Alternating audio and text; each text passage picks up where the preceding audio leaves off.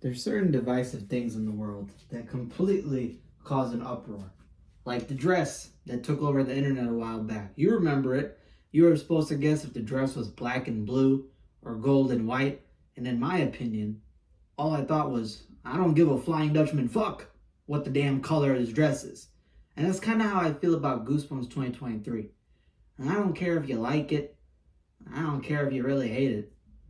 I just don't give a Flying Dutchman fuck about this show.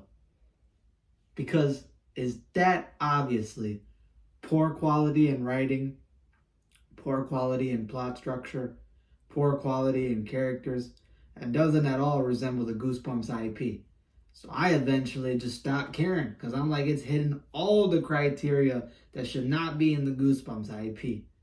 But it might have benefited from the heat, controversy, and division caused in the community if it would have adapted a different IP.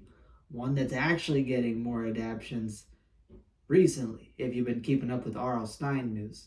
So let's get into this discussion. Now, if you like the Goosebumps 2023 show, good for you. Stick to your opinion, stick to what you enjoy. However, for the purpose of this video, I did not like the show. I did not enjoy it. I thought it was quite bad. Was it fully terrible? No. It has some good adaptations, relatively good episodes. I did enjoy the finale in terms of how the episode was sort of structured. I think that episode 4 with Go Eat Worms was well done. Episode 3 wasn't terrible. It was alright. The rest is just bad. But, again, if you like it, stick to how you like it. If you think this is a good adaptation, that's your opinion. You can stick to it. However, this is my channel. And that means we're going to be talking about my opinion. However, it's going to be less so about the details on why I didn't like the show, and more so how I think it could have benefited from adapting a different R.L. Stine IP that would have gave it the wiggle room to do what it wanted to do. Now, does that guarantee it would have been a better show? No. That doesn't change the writing. That doesn't change the quality. However, it eliminates the number one critique that you will see throughout the Goosebumps community about this show. And that is the fact that nothing resembled Goosebumps. Alright? Nothing resembled Goosebumps. It resembled Goosebumps as much as Jesse Eisenberg resembles Shawn Mendes. Yes, that's how far apart they are. Alright? That's how far apart they are.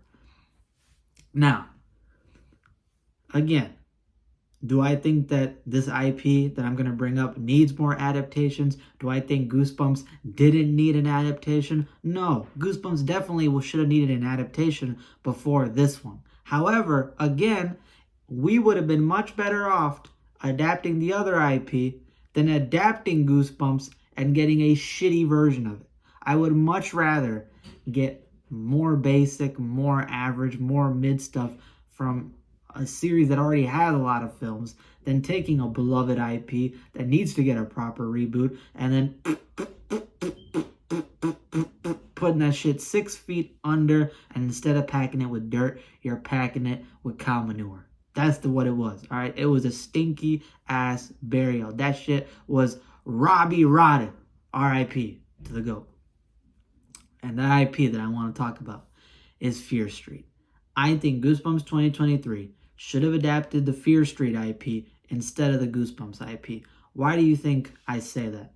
Well, first of all, the show has stuff that is not recognizable at all with Goosebumps and what we know about it. The first major thing that'll shock you is that instead of middle school protagonist, it deals with high school protagonist. That goes against what Goosebumps' formula is. It always deals with kids at the middle school level. Stine feels those are some of the easiest that get scared. He likes that they can still be complex and not fully shallow, so he likes using the middle school demographic. High school, Stine has specifically said that he did not do the Goosebumps ideas with high school kids because high school kids don't get scared by that. When he's writing for high schoolers, when he's writing for adults, they don't get scared by stuff like, for the most part, right? There's exceptions. Obviously, there's going to be exceptions, but a majority of people are not going to be scared by stuff like Haunted Mask, Werewolf Skin, Werewolf of Fever Swamp, all those type of books, they're not going to be scared by that stuff. So that's why Stein in Fear Street always writes of either about killers, or if there is paranormal, supernatural, or other things in Fear Street, he still makes it very much darker involving what it does. And again, those are more so rarity. A lot of Fear Street deals with killers and stuff. So he's always aiming for a darker content and darker kind of material when he's dealing with older people. So when you try to get Goosebumps and try to make it darker to the level of high school, you can get away with it and it can be well written, but it's going to throw off a lot of the community and a lot of the fans right away, because they're going to be like, wait, you just completely switched up the demographic of who this series is supposed to aim to. Second off, you have stuff in there that is never the focus then, accordingly, of Goosebumps books, because again, it's a completely different demographic. The Goosebumps 2023 show had mellow teen drama. It focused on relationships. It had stuff that lets me get away with cursing in this review. It had underage drinking. It had cursing. It had sexual jokes. It had more gore and more violence than normal. It just overall went over stuff that you would see more in teen shows and teen-related shows than you would, let's say, Goosebumps, which is why when I was watching Goosebumps 2023, I'm like, what the fuck is this Riverdale ripoff shit? This is not Riverdale. This is fucking Lake Dam. I'm like, why the fuck is I'm watching Lake Dam right now instead of Goosebumps? And that's what ended up happening. That stuff and that material can be gotten away with in Fear Street. Why? Fear Street is high school students. Right away, you cleared up any confusion and any issues that the community would have had with the demographic.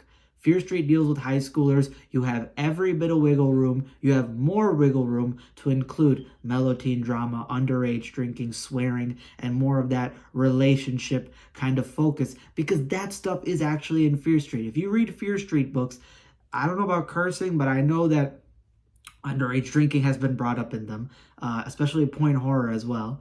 And point horror is kind of like Fear Street. They both deal with high school protagonists. Underage drinking, you have like relationship focus. Yes, that is in Fear Street. Relationships are in Fear Street and the main focus. And on top of that, stuff like swearing you can get away with because it's dealing with high schoolers. I think it's the same thing with Haunting Hour. In the episode Wrong Number that had Debbie Ryan, it was high school protagonist. So because it had a high school protagonist, in the Haunting Hour episode, Debbie Ryan says bitch. She calls a woman a bitch. That got away with in a kid's show only because it was a high school protagonist. So when you're in high school, you get away with cursing and shit more, and they have more leeway. That's the leeway you would have gotten in Goosebumps 2023 if it would have been Fear Street 2023. Additionally, the way that the objects are used in the show, the haunted mask, the camera, the cuckoo clock, worms, are so loosely kind of attached to their original Goosebumps villain counterparts for the most part that you'd barely recognize it. Like if you're watching this show and you watched it unfold and you saw the objects, you wouldn't right away be like, that's Goosebumps, oh my god, they got a new Goosebumps show. You'd be like, is this just another horror show? Is another horror original show they're doing on Disney? That's how you would have felt. So with that loose of a connection to Goosebumps, you would have gotten much more room to work with if you would have done Fear Street. The reason being because Fear Street does have books that dive into paranormal, that dive into supernatural stuff, which was the ghost stuff in the show. And they even have certain books, I think like Trapped, which is like Goosebumps completionist's favorite R.L. Stine book, or at least one of his top ones, that doesn't even deal fully with paranormal, supernatural, deals with something more than that. And a few people have told me there's books like that are like vampires, kind of, more and more strange Fear Street stuff. Then there's supernatural, paranormal, and there's straight up killer stuff. All three of that stuff was basically hit in Goosebumps 2023. And that means that if they would have adapted Fear Street, they could have hit all those 3 points and just cut out the excess bullshit that people didn't really enjoy to begin with. And on top of that, couldn't even recognize with Goosebumps. So Fear Street would have been a lot better, in my opinion, in regards to fitting the material. And lastly, it would have saved the biggest negative that came out of Goosebumps 2023, which was the fact that the show caused a massive division in the Goosebumps community that's still lingering today.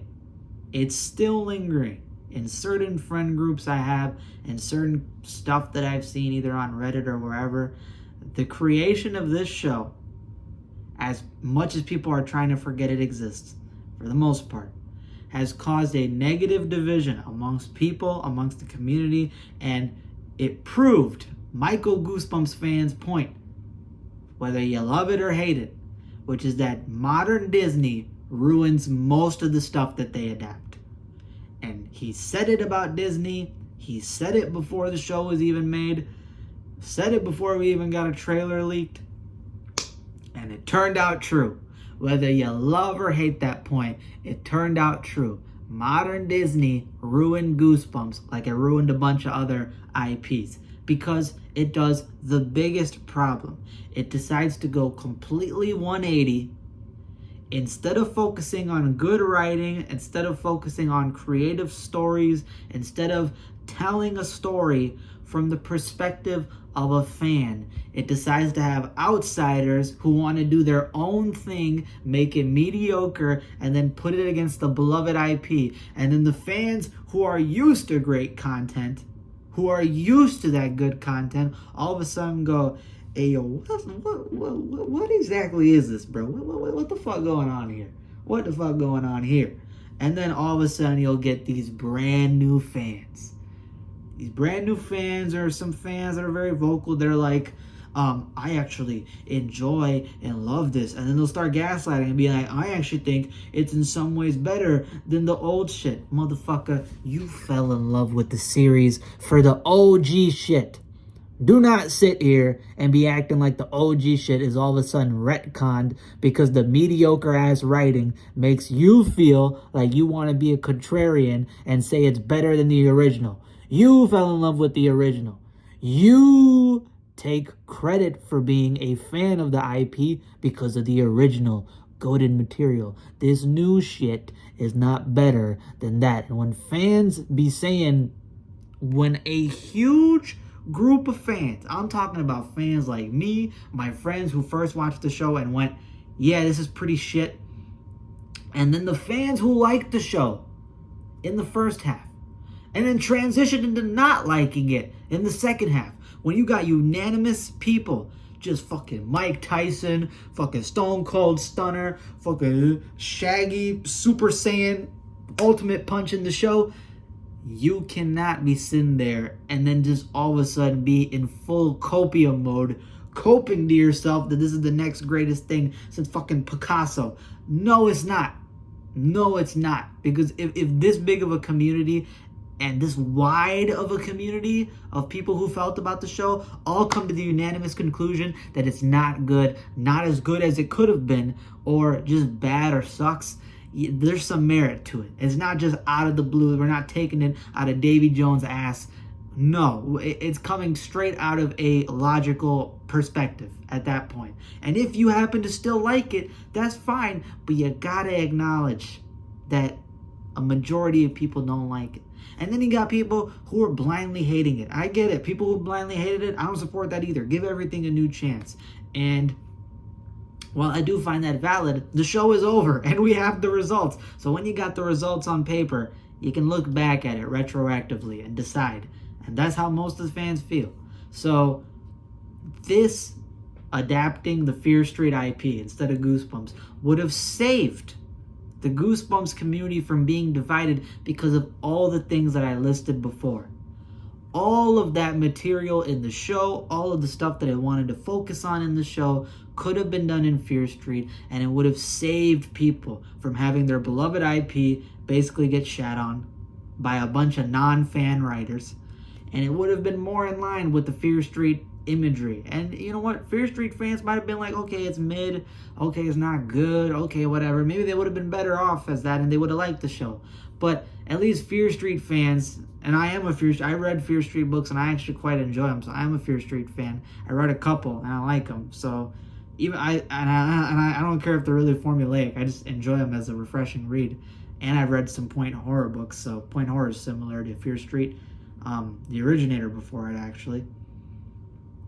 And I would have enjoyed it probably more. I would have been like, yeah, I enjoy this more. I can like it. And I wouldn't have been outraged if I saw this stuff in a Fear Street, because I'm like, yeah, it's Fear Street. It's high schoolers. It deals with similar stuff to this. This stuff is just a little bit more modernized, a little more amplified. That's the only difference.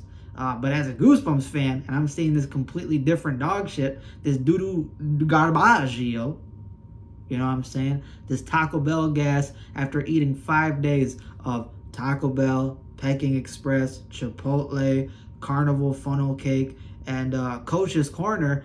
You know what I'm saying? After you have a whole week of that, the bowel issues that you're dealing with, whatever's going on inside of the fuck of there, is what this show was pumping out. And I'm like, God damn, leave my kidneys alone. Leave my large intestine alone. My sphincter is working overtime right now. And is working overtime only at $13. The motherfucker's making like goddamn $15 an hour. Leave that motherfucker alone. This is CEO level income it's supposed to be receiving, dealing with this many horrible shits, horrible doo-doo stains, horrible farts, horrible fucking atomic mustard gas bombs let out by Big Yellow's Big Mama. This is the type of shit that I shouldn't be dealing with.